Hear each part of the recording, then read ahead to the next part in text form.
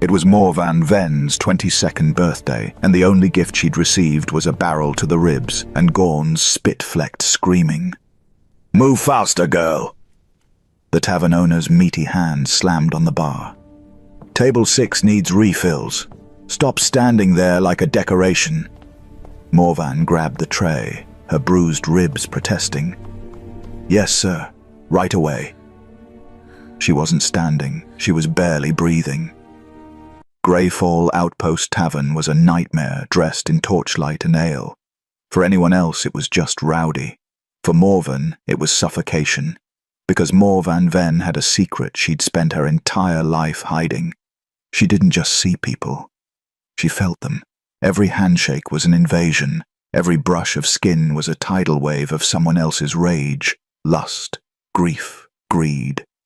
She'd always thought it was intuition, a talent for reading faces. But it wasn't reading. It was drowning. Tonight the tavern was packed with mercenaries fresh from the border wars. Their emotions crashed into her like fists. Violent pride, aching wounds, the sharp metallic taste of bloodlust. By midnight, her skull felt like cracked glass. Her hands shook. She was a ghost in her own body, invisible to everyone except when they needed something from her.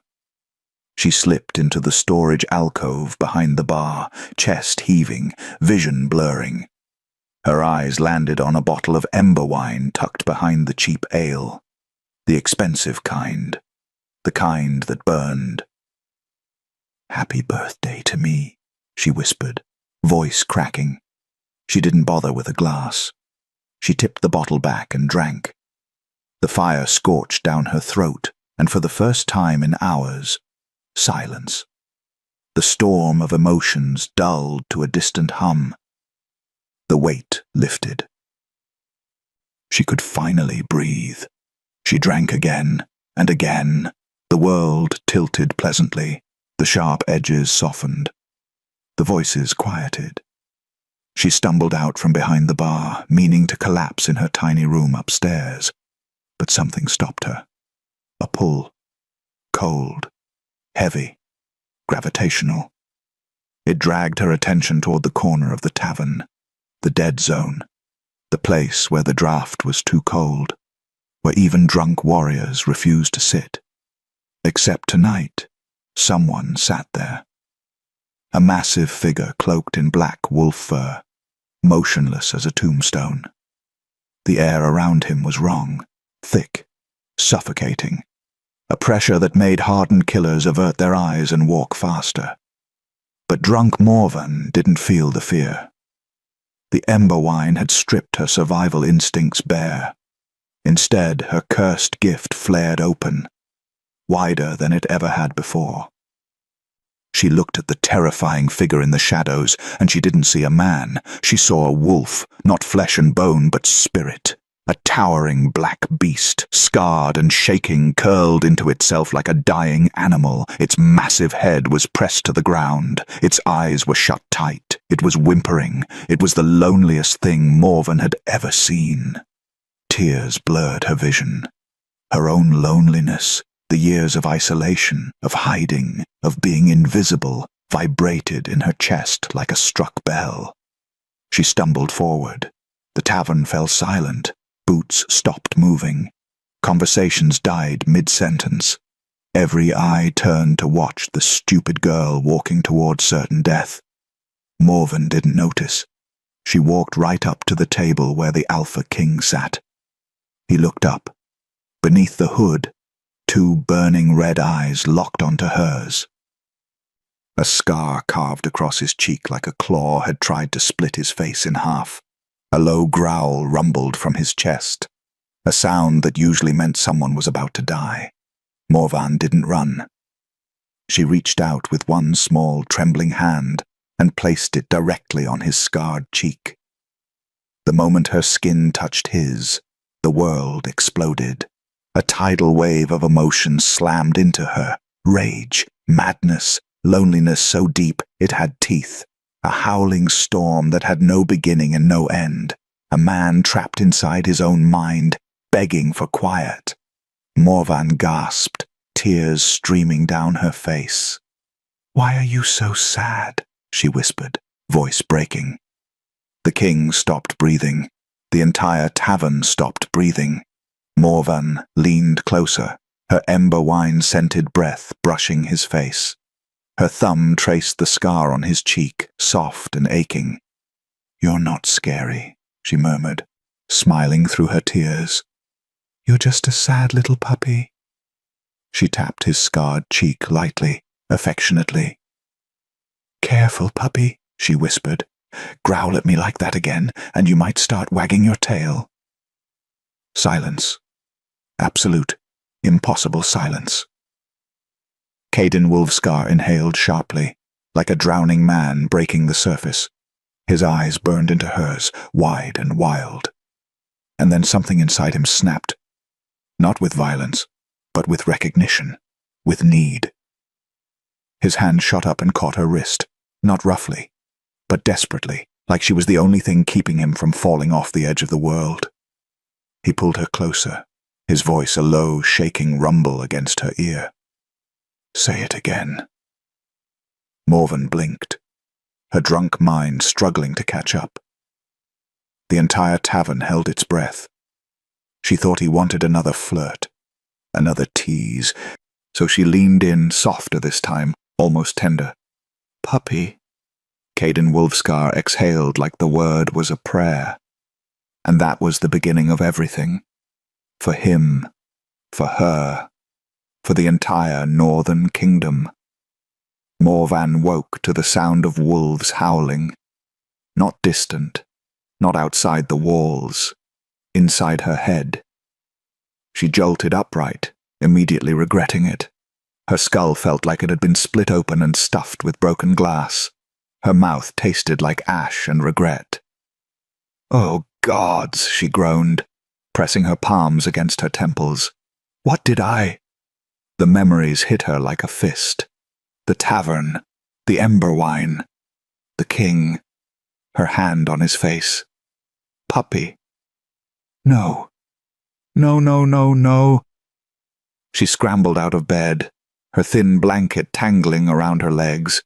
Her tiny attic room was barely large enough for a cot and a cracked wash basin, but right now it felt like a cage. She stumbled to the single grimy window and looked out, and her heart stopped. The entire outpost was surrounded. Black-armored soldiers on horseback formed a perfect ring around Greyfall Outpost. Their cloaks were wolf fur.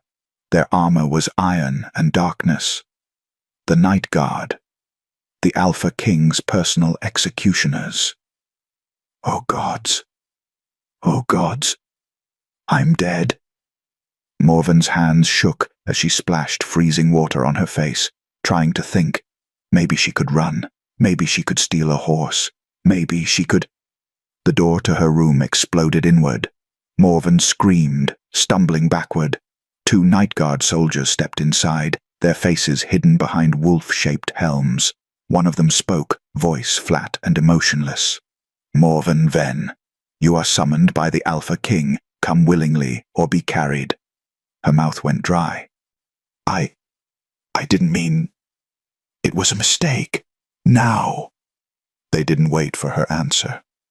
One soldier grabbed her arm, not gently, and dragged her toward the door. Morvan's bare feet scraped against the wooden floor as she tried to resist, panic clawing up her throat. "Please, I was drunk. I didn't know who he was." The soldiers didn't respond. They hauled her down the narrow stairs, through the tavern, where every worker and patron stared at her with a mixture of pity and horror, and out into the cold morning air. A black carriage waited outside, flanked by mounted Night Guard. The door hung open like a mouth. "Get in." Morvan's knees buckled. "Please." The soldier shoved her inside. The door slammed shut, and the carriage began to move. Before we continue, please support us and hit the subscribe button and like. It motivates us to create more powerful stories. Now let's back dive in. The silent ride to the palace. Morvan sat frozen on the leather bench, her hands clenched in her lap, her breath coming in short gasps. This was it. She was going to die. She'd insulted the most dangerous man in the North. She'd touched him. She'd called him puppy. "I'm an idiot," she whispered.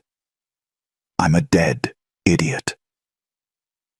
The carriage jolted over uneven ground, and Morven's stomach lurched. She tried to focus on breathing, tried to stop the tears burning behind her eyes. But all she could think about was the moment she'd touched his face, the emotions she'd felt. She'd expected rage, violence, bloodlust, but instead, she'd felt agony, a loneliness so crushing it had almost knocked her unconscious, a mind screaming for silence, a man trapped inside a beast, begging for someone, anyone, to see him. And for one brief, drunken moment, Morvan had seen him. She'd felt him, and he'd felt her too. The carriage stopped. Morvan's heart hammered against her ribs. The door opened. Out! She stumbled into blinding sunlight. When her vision adjusted, she realized where she was. The palace. Blackstone Keep, a fortress carved from volcanic rock, crowned with iron spires and wolf banners. It loomed over the northern kingdom like a predator crouched to strike. And somewhere inside, the Alpha King was waiting. The great hall. They dragged her through corridors of black stone and cold torchlight. Morvan's bare feet slapped against freezing marble. Her thin nightdress was no protection against the icy air.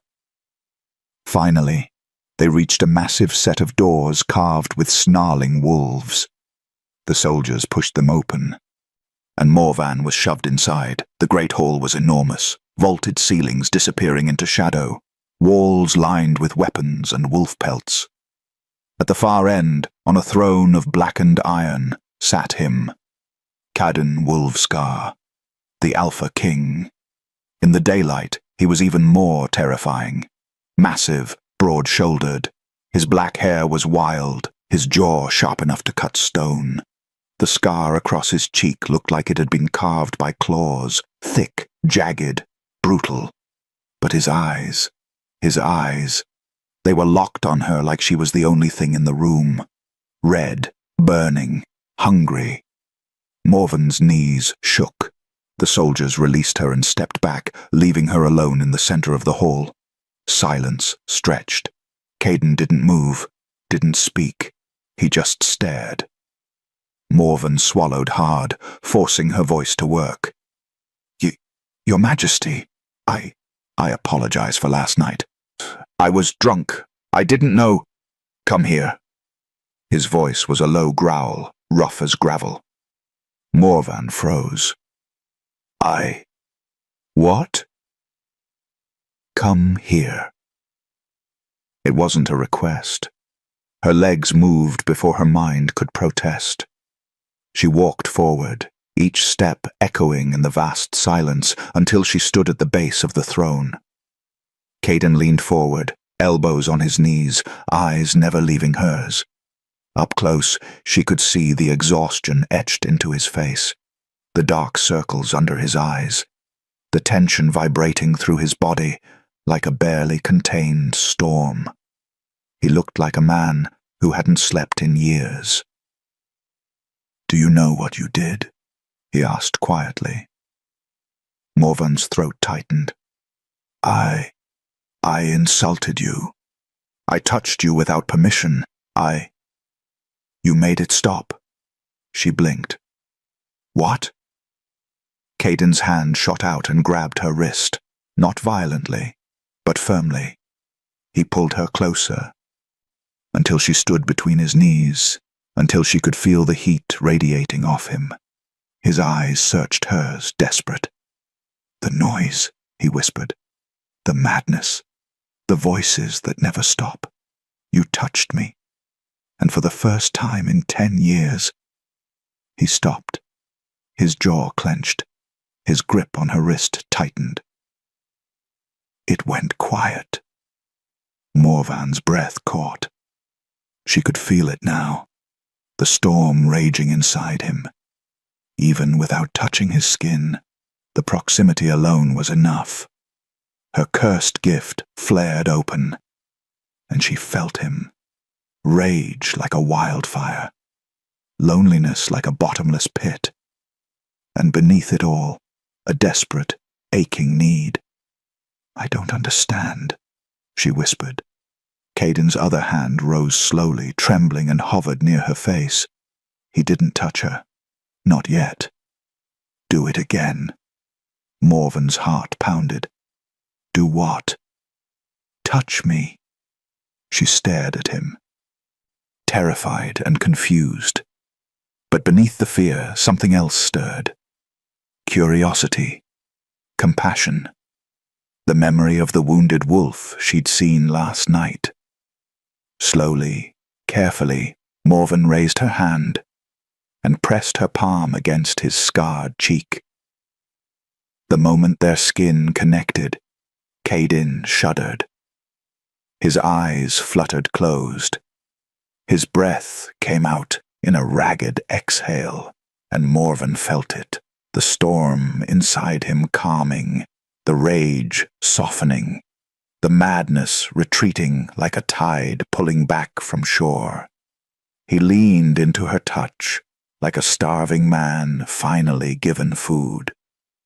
"Gods," he breathed. "How are you doing this?" Morvan didn't know. She'd spent her whole life drowning in other people's emotions. She'd never soothed them before. But somehow, with him, it was different. Her gift didn't just sense his pain, it absorbed it. Caden's eyes opened. And for the first time, they weren't burning with madness. They were clear, human, vulnerable. "What's your name?" he asked softly. "Morvan. Morvan Ven." "Morvan." He repeated it like he was memorizing the shape of it. "You will stay here." Her stomach dropped. "What?" "In the palace. You will stay with me."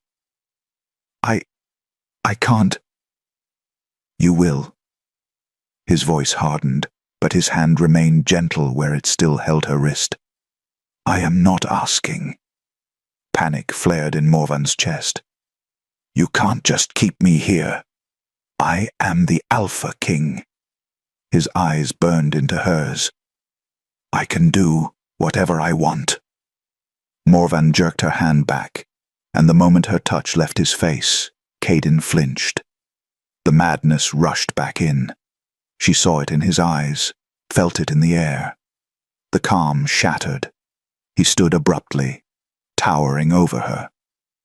"Don't," he growled. "Don't take it away." "I'm not. This isn't. Please." The word was raw, desperate. Morvan stared up at him, her mind reeling. This was the Alpha King, the untamed king of the North, the man who'd ripped apart armies with his bare hands, and he was begging.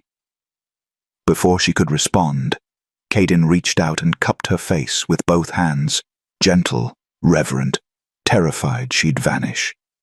"Stay," he whispered. "Just stay." Morvan's breath hitched. She should run. She should fight.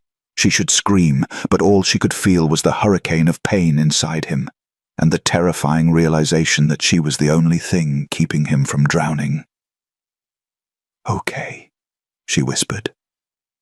Caden exhaled, relief flooding his expression, and Morvan Ven realized with sinking certainty. She wasn't a guest. She was a lifeline, and he would never let her go. Morvan was given a room, not a cell, not a servant's quarters, a suite, silk curtains, A bed large enough for 4 people, a balcony overlooking snow-capped mountains. It was more luxury than she'd seen in her entire life. It was also a cage. 2 night guards stood outside her door at all times. When she tried to leave, they stepped in front of her. "The king requests you remain in your chambers until he summons you." "So I'm a prisoner?"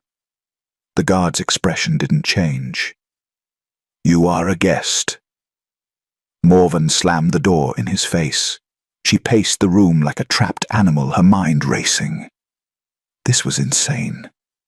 She was nobody. A tavern girl with a curse she didn't understand. And now the most dangerous man in the kingdom refused to let her leave because her touch made him feel better. A knock interrupted her spiraling thoughts. The door opened before she could respond. Kaiden stepped inside. Morvan's breath caught. He'd changed from his throne room armor into simpler clothes, a black tunic, leather pants.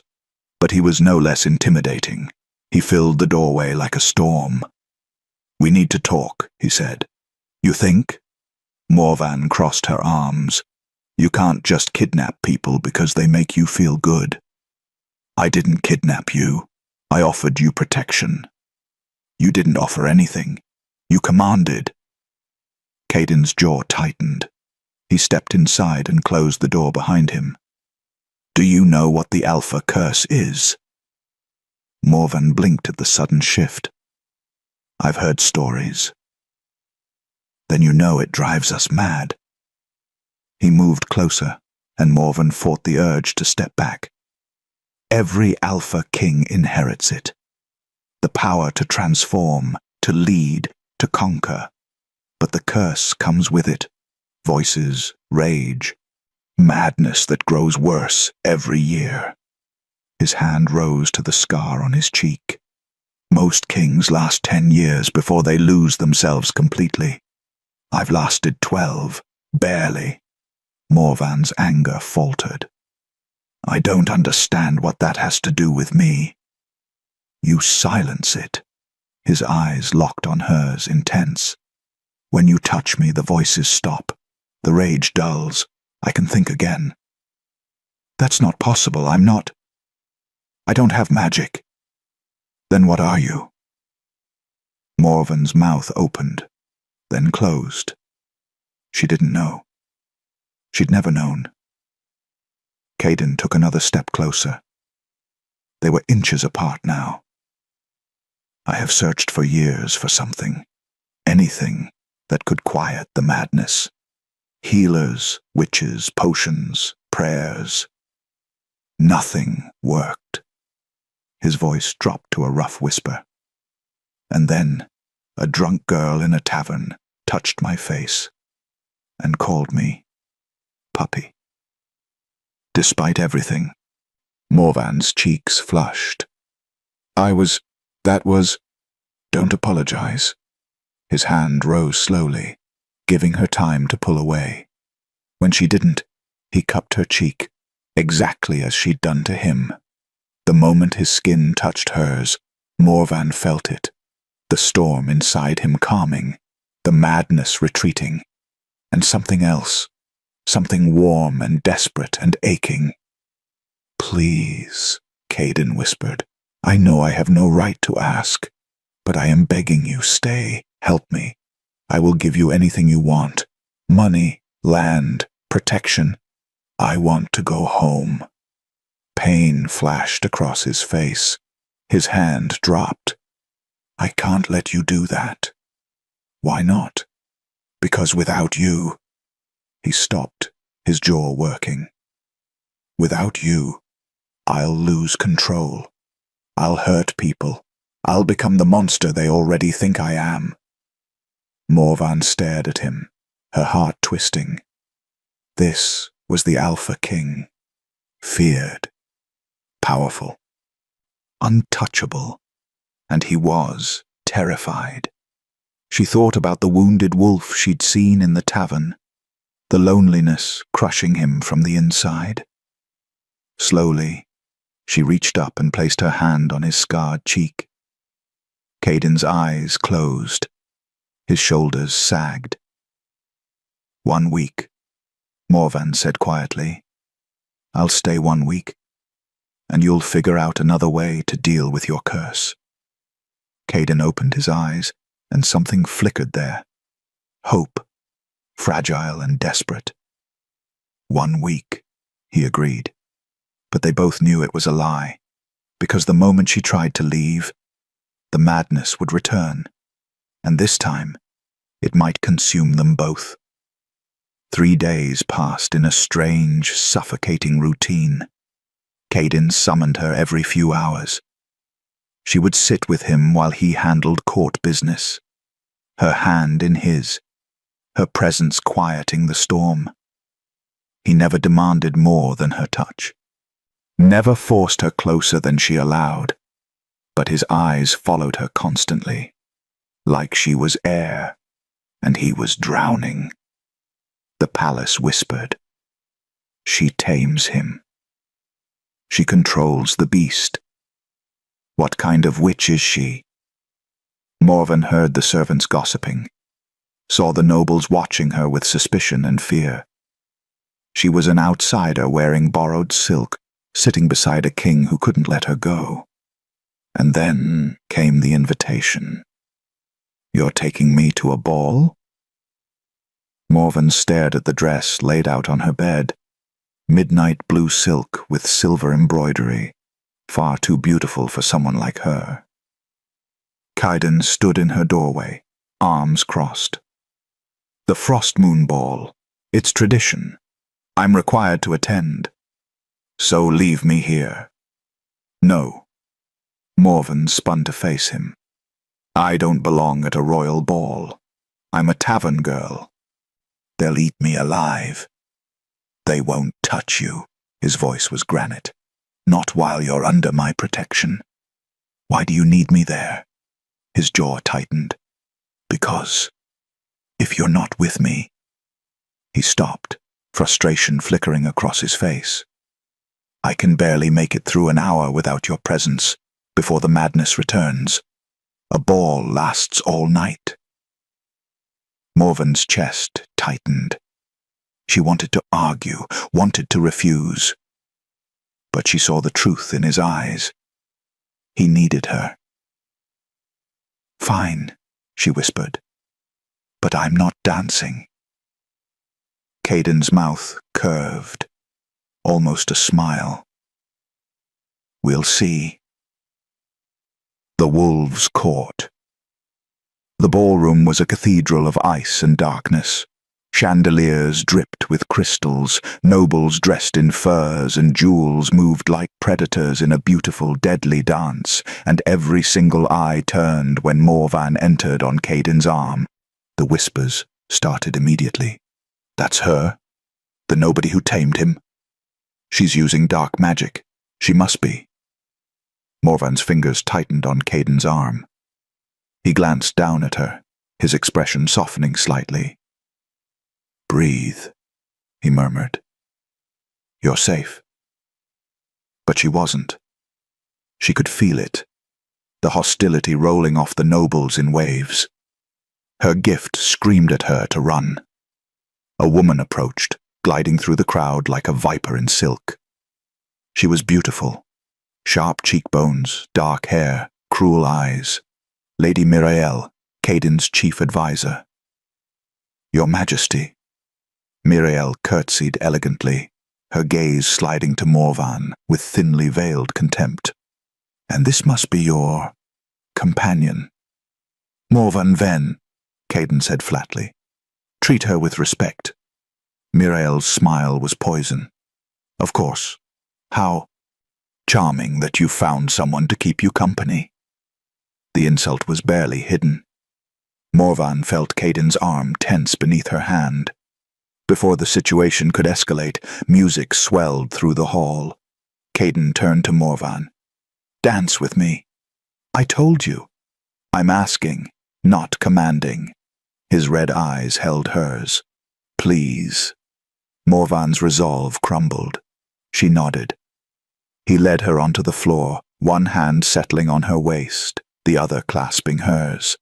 The moment they touched, she felt it, the madness quieting, his breathing evening out. They moved together, and despite her protests, Morvan found herself relaxing. Caden was surprisingly graceful for someone so large. "You're good at this," she murmured. "Kings are trained in useless skills." His thumb brushed her waist, gentle. "But this doesn't feel useless." Morvan looked up at him, and something shifted. For the first time, she didn't see the Alpha King.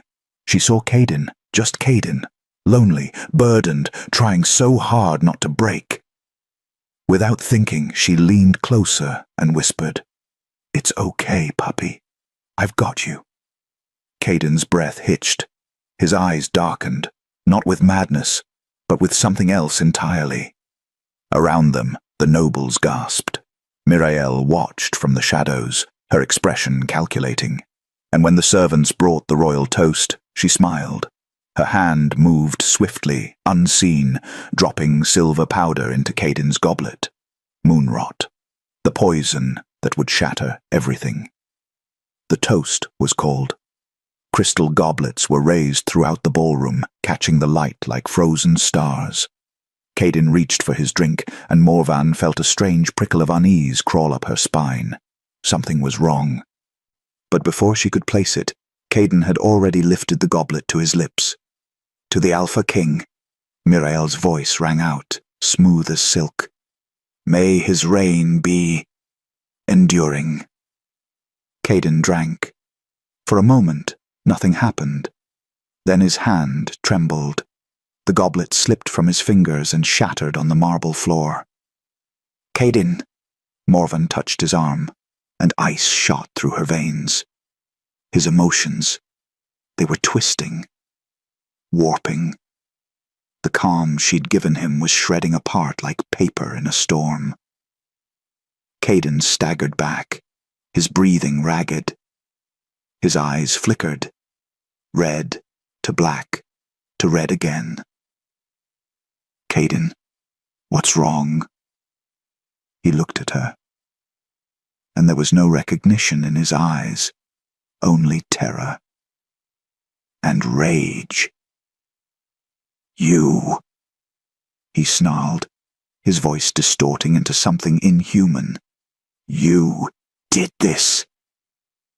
Morvan's blood turned to ice. "No, I didn't."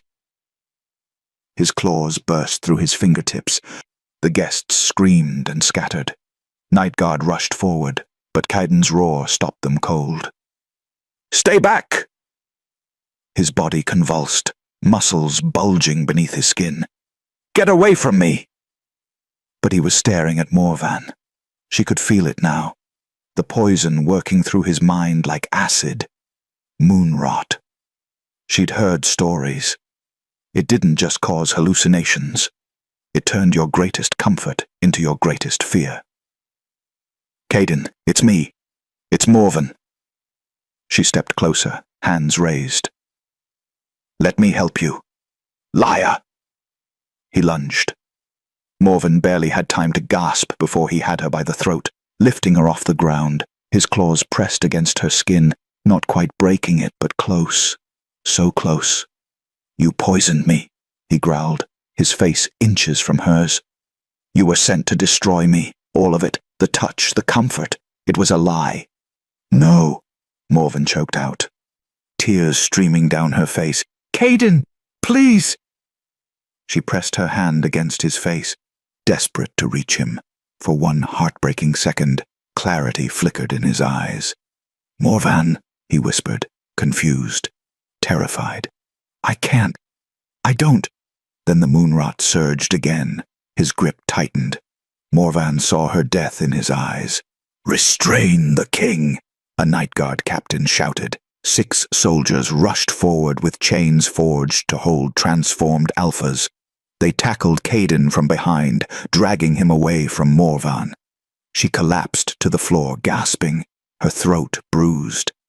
Caden fought like a demon, roaring and thrashing. It took 8 men to hold him down. Black veins crawled up his neck. Foam flecked his lips. "No, don't hurt him." Morvan tried to crawl toward him. A hand caught her arm. Miriel, her expression perfectly crafted into concern. "My dear, you're not safe near him. Can't you see? The king has finally succumbed to the madness." "He was poisoned," Morvan spat. Miriel's eyes glittered. "Was he? Or has your presence simply accelerated his decline?" The accusation hung in the air. Around them, nobles whispered, pointed. "She did this. The outsider. The witch. I didn't—" "Morvan." Caden's voice ripped through the chaos. Even restrained, even poisoned, his eyes found hers. "Run, please. I can't. I don't know how long." His body convulsed again. His eyes bled to full black, and the last thread of his control snapped. "Remove her from the palace." Caden's voice was barely human now. "Banish her. Send her away before I—" He couldn't finish. Another roar tore from his throat. "You heard the king's command," Miriel said smoothly. "Take her away." "For her own protection." "No, wait." Morvan struggled as guards grabbed her arms. "Caden, I can help you. I can fix this." But he wasn't looking at her anymore. His eyes were wild, unfocused, lost. The guards dragged her backward toward the ballroom doors. "Caden!" Morvan screamed his name, her voice breaking. "Please, don't do this." But he was already gone, lost in the poison, lost in the madness. And the only person who could save him was being thrown out of the palace. The last thing Morvan saw before the doors slammed shut was Caden collapsing to his knees, chains wrapped around his body, his mouth open in a silent howl of agony. Then she was pulled into the cold night air. A horse was brought, her few belongings thrown into a bag. "Go," the guard captain said, not unkindly. "Before he breaks free, if he finds you again in this state, he'll kill you." "He needs me. He banished you. Don't make this harder." Morvan looked back at the palace, at the place where the broken king was losing himself completely. And she realized the horrible truth. Without her, Caden would fall. But if she stayed, he would destroy her. So she turned her horse toward the mountains and fled into the darkness. Alone. Morvan rode until her horse collapsed from exhaustion. Then she walked. The northern mountains were merciless, jagged peaks, biting wind, snow that cut like glass. She had no food, no proper clothing. Just the ball gown she'd worn and a cloak someone had thrown at her. She should have died that first night. But something kept her moving, the memory of Caden's face. The way he'd looked at her before the poison took him. "I can't lose control. Please, run." He'd banished her to save her, and now he was suffering alone. On the third day, Morvan stumbled into a hidden valley. Smoke rose from a cluster of stone cottages built into the mountainside. She collapsed at the entrance, her vision blurring. When she woke, she was inside. Warm, wrapped in furs. An old woman sat beside her, stirring a pot over the fire. Her eyes were milky white, blind, but somehow seeing everything. "You're awake," the woman said. "Good. I was beginning to think you'd chosen death." Morvan's throat was raw. "Where am I?" "The refuge, where the forgotten come to hide." The woman ladled soup into a bowl. "Drink. You'll need your strength." Morvan obeyed, too weak to argue. The soup burned going down, but it was the best thing she'd ever tasted. "You touched him, didn't you?" the old woman asked suddenly. Morvan froze. "What?" "The Alpha King. You touched him, and the madness quieted." The woman's blind eyes seemed to stare straight through her. "You're a mind weaver," The word hung in the air like a curse. I don't know what that means. Yes, you do. You've always known something was different. The woman set down her ladle. You feel emotions. Other people's pain becomes yours. And when you touch someone suffering, you can soothe them. Morven's hands trembled. How do you know? Because I'm one too. Or I was, before they burned out my eyes trying to break me. Horror flooded Morven's chest. The woman smiled grimly. Mind-weavers are rare, dangerous. We can calm wolf spirits, ease madness, stop wars with a touch. Kings have hunted us for centuries.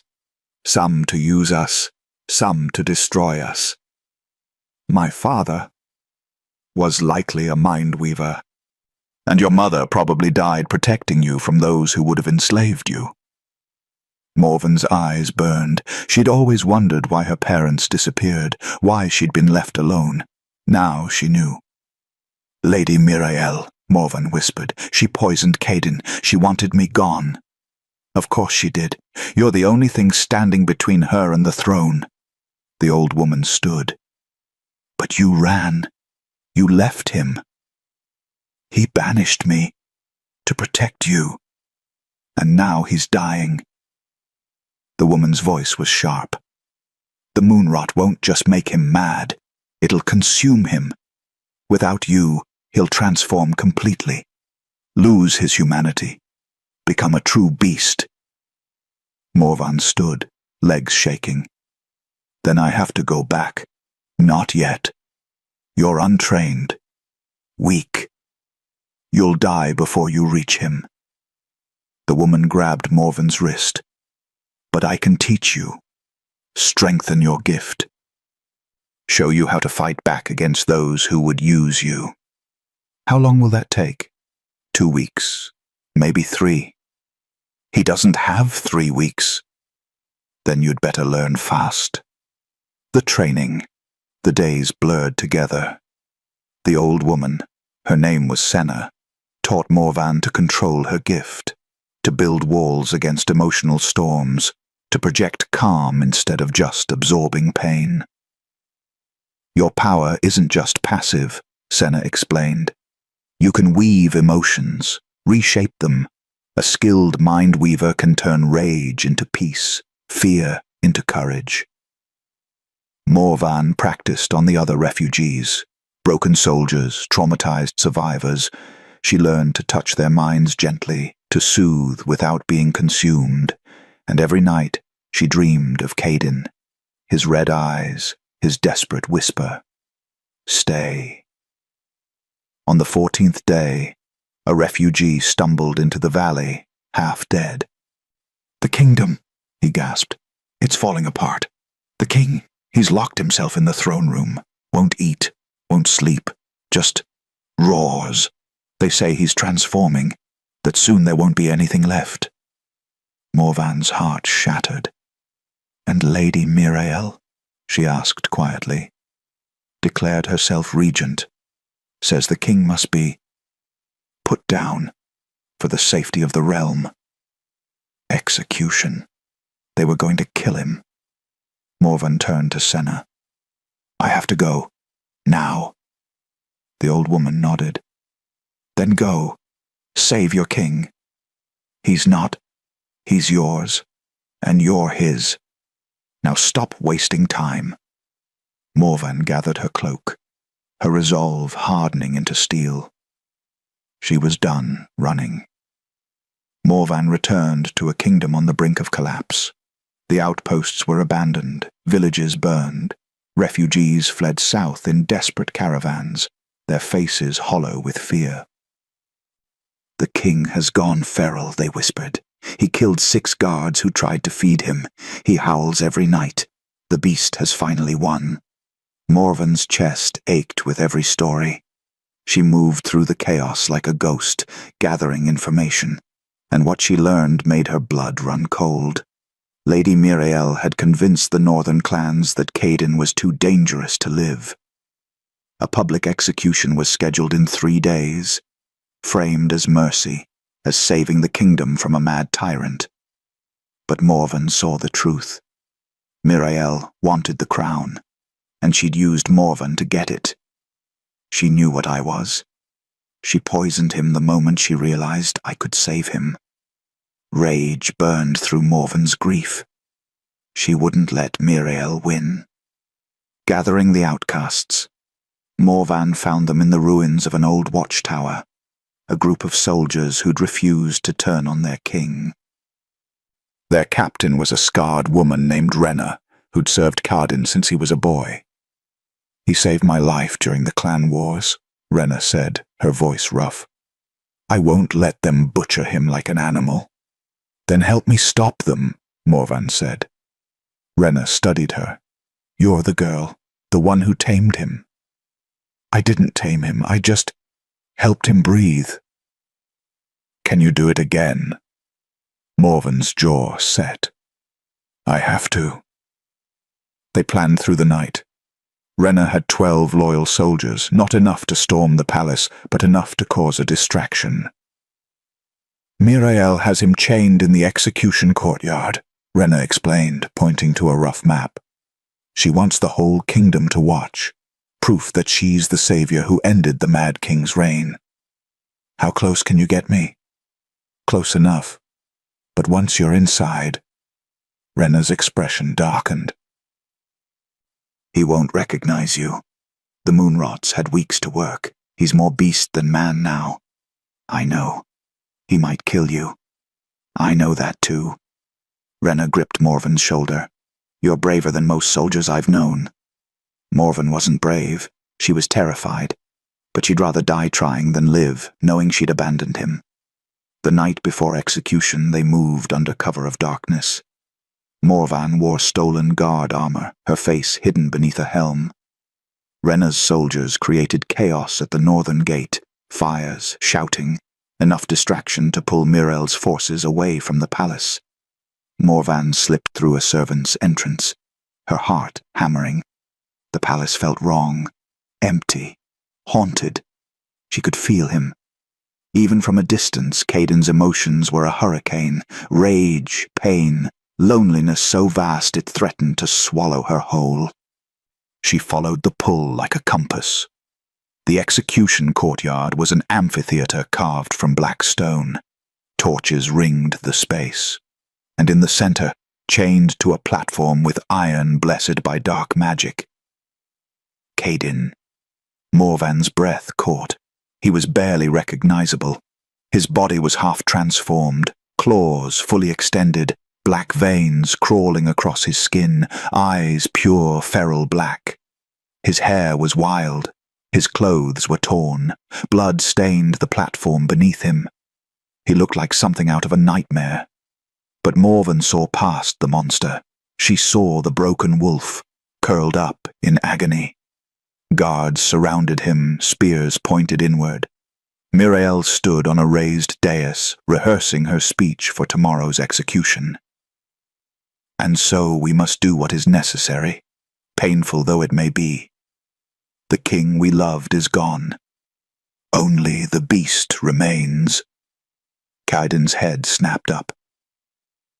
Even from across the courtyard, even through the moon-wrought haze, he sensed her.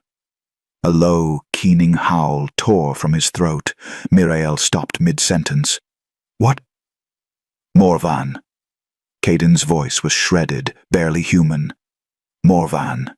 The chains rattled, his body convulsed. Morvan stepped out of the shadows, removing her helmet. Every guard turned, Mirael's face twisted with fury. "Seize her!" But Morvan was already running, straight toward the monster in chains. "Caden!" she screamed. "I'm here! I'm here!" He lunged against his restraints, snapping one chain, then another. Guards rushed forward. Renna's soldiers burst into the courtyard behind Morvan, engaging Mirael's forces. Chaos erupted, and through it all, Morvan ran. Toward the man who might kill her. Toward the king who needed her. Toward the only person who'd ever truly seen her. His eyes locked on hers, and she saw nothing but hunger. Caden's final chain shattered. He dropped to all fours, his body completing the transformation. A massive wolf, black as midnight, eyes like burning coals. He was magnificent and utterly feral.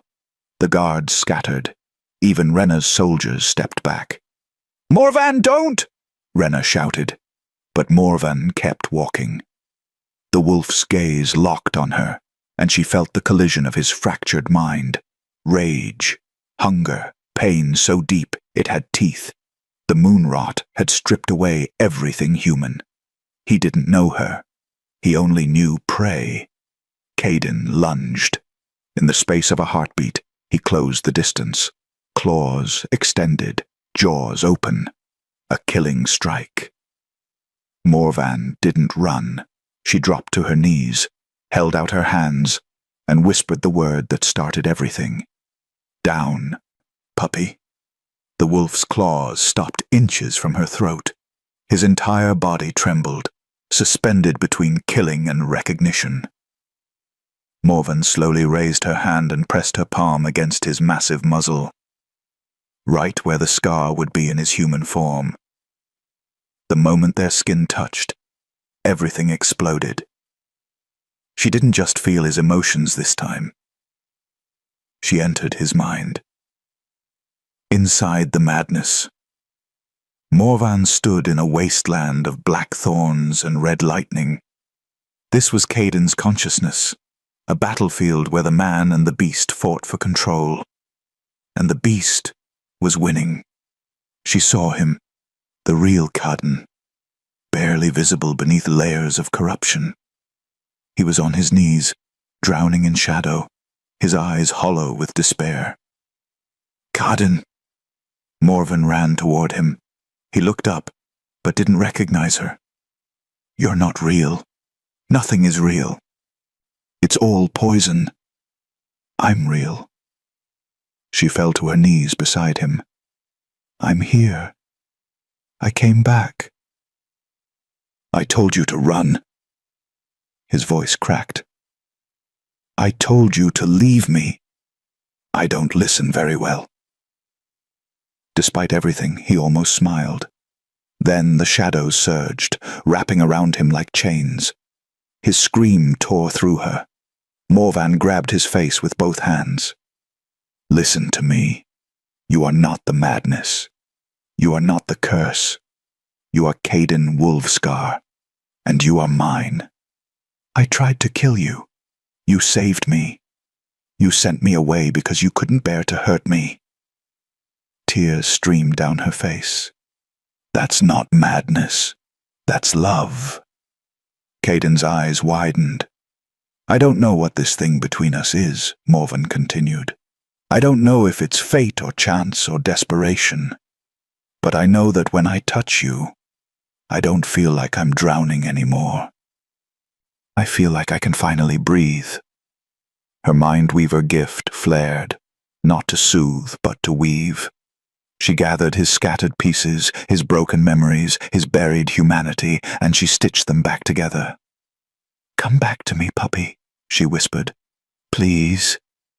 The shadows screamed and shattered.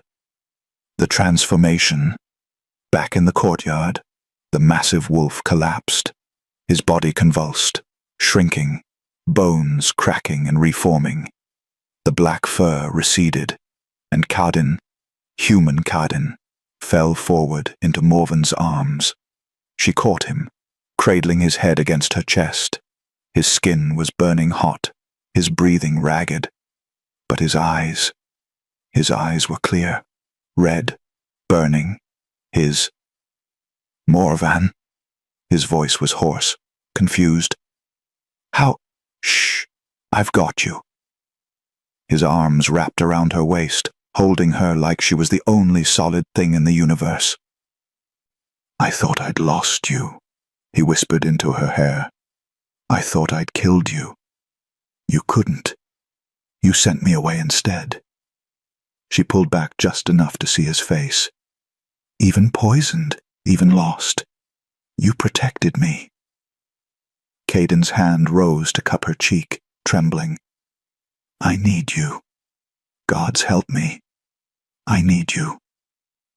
I know. I need you too. His forehead pressed against hers. I don't deserve. Stop. Morven's voice was firm. We're done with that. We save each other. That's how this works. Around them, the battle had stopped. Renna's soldiers had Mirael surrounded. Execute her, Caden growled without looking away from Morvan. She poisoned her king. The penalty is death. Mirael screamed as she was dragged away, but Caden didn't care. He was too busy memorizing the face of the woman who'd walked into hell to bring him home. Say it again, he whispered. Morven smiled through her tears. Puppy.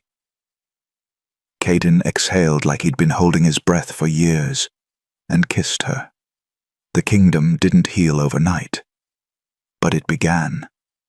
Lady Mirael was executed at dawn, not by Caden's hand, but by the clans she'd tried to manipulate. They'd learned the truth about the moonrot, about her ambitions. The Northern Lords didn't tolerate traitors. Caden reclaimed his throne, but he was different now, calmer, grounded, still dangerous when provoked, but no longer teetering on the edge of madness, because Morvan stayed. 3 months later, Morven stood on the balcony of the royal chambers, watching snow fall over the mountains. She wore a gown of deep crimson, the color of the queen consort, though no official ceremony had happened yet. She wasn't sure one ever would. She and Caden existed in a space beyond titles, beyond politics. They simply were.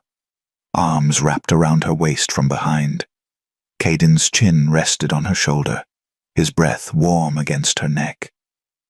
You're thinking too loud, he murmured. Morvan smiled. How can you tell? Because I can feel you. His hold tightened slightly. Always. It was true. The bond between them had deepened. She didn't just soothe his madness anymore. She could sense his moods, his needs, his heart. And he could feel hers. It should have been terrifying. Instead, it felt like coming home. The northern clans sent another petition, Caden said. They want you officially crowned. I'm a tavern girl who called you puppy. You're a mind weaver who saved my life, who saved the kingdom. He turned her to face him. You're already a queen in everything but name. Morven traced the scar on his cheek, the one that had started everything. What if I'm not ready? Then we'll figure it out together. His eyes softened. I'm not asking you to be perfect, Morvan. I'm asking you to stay. I'm not going anywhere. Promise? She stood on her toes and kissed him softly. Promise, puppy. Caden's low growl was half warning, half laughter. You're going to use that against me forever, aren't you? Absolutely. He kissed her again, deeper this time. Not desperate like those first weeks, but certain, devoted. When they finally pulled apart, Morvan rested her forehead against his chest, listening to his heartbeat. I never thanked you, she whispered. For what? For seeing me, really seeing me. She looked up at him. I spent my whole life drowning in other people's emotions, feeling like I was too much, too broken, too strange, but you... Her voice caught. You never made me feel like my gift was a curse. Caden's hand cupped her face gently. Because it's not. You saved me, Morven. Not just from the madness, from loneliness, from becoming the monster everyone feared. His thumb traced her cheekbone. You gave me quiet. You gave me peace. You gave me a place to belong. Then we're even. Morvan laughed, the sound bright and free. The coronation, The ceremony happened on the first day of spring. The great hall was packed with northern lords, clan leaders, and common folk who'd travelled for days to witness history. The girl who'd tamed the Alpha King. Morvan wore a gown of silver and white, her hair woven with winter flowers. She looked ethereal. Untouchable, but when Caden placed the crown on her head, a circlet of iron and moonstone, his hands trembled slightly. "You're sure?" he whispered, so only she could hear. Morvan met his burning gaze and smiled. "I'm sure." The hall erupted in cheers, but all Morvan heard was Caden's exhale of relief. That night they escaped the celebrations early, retreating to the royal chambers. Caden poured wine with shaking hands, nervous in a way he hadn't been even during battle. "You're my queen now," he said quietly. "Officially. Does that change anything?" "No. Yes." He set down the goblet. "Everything." He crossed to her, dropping to one knee. Morvan's breath caught. "I'm not good with words," Caden said, looking up at her. "I'm better with violence than poetry. But you," his voice roughened, "you took a broken, mad king and made him want to be better, made him believe he could be." He took her hands in his. "I will burn kingdoms for you. I will tear apart anyone who threatens you. I will spend every day of my life making sure you never regret choosing me." Tears spilled down Morvan's cheeks. "Caden." "Say it again," he whispered. "Please." She knelt with him, cupping his scarred face in both hands. "Down, puppy," she murmured. "You're mine, and I'm yours, forever." Caden kissed her like she was air and he was drowning. And in that moment, the merchant's daughter and the mad king became, simply, two broken people who'd found each other in the darkness and chosen to stay. Epilogue. The stories would call it legend. The flirt who tamed the beast. The king who knelt for one girl. The word puppy that changed the fate of the North. But Morvan and Caden knew the truth. She hadn't tamed him. She'd just loved him enough to help him tame himself. And that made all the difference. If you enjoyed this story of moonlit love and second chances, let me know in the comments. Your voice decides what tale I tell next. Don't forget to subscribe for more romance that defies kingdoms.